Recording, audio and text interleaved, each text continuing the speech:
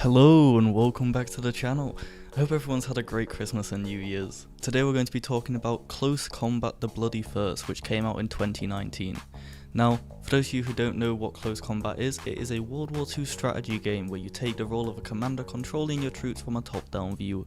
I'm a big fan of the Close Combat franchise, so when I saw that they'd released a new game using the brand new 3D Archon engine, I was very excited, but with time trying out the game, my disappointment became immeasurable, and my day was ruined. In Close Combat you have a variety of missions and operations to play through that happened in the Second World War, but I'm going to mainly be focusing on the Grand Campaign, which is featured in most if not all Close Combat games because it's an extremely cool feature. In the Grand Campaign you take turns attacking and defending different pieces of territory across Tunisia, Sicily and Normandy, fighting and possibly altering historical battles. In each battle you're able to choose from a roster of troops that you have in the region. These troops all have their own names and information, which I feel is a really cool feature. As they fight, they gain experience. If they die in your next battles in that territory, your options for squads will offer much less variety. As in all Close Combat games, the AI calculates how every troop is feeling during battles. Every soldier on both sides feel much more alive as they panic and react to things on the battlefield.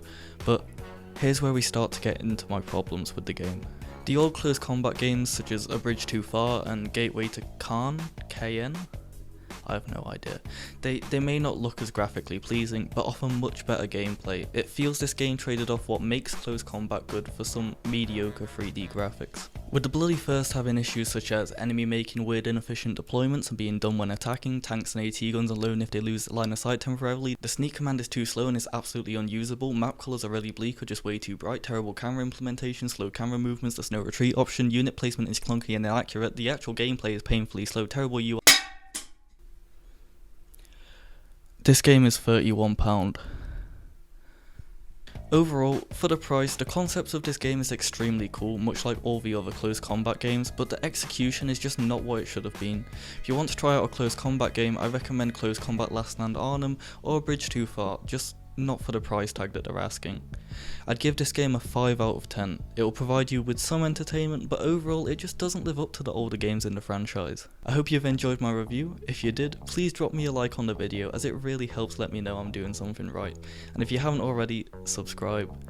As always, just like this review, I've been Just Useless, and I will probably see you next time. Probably not. Farewell.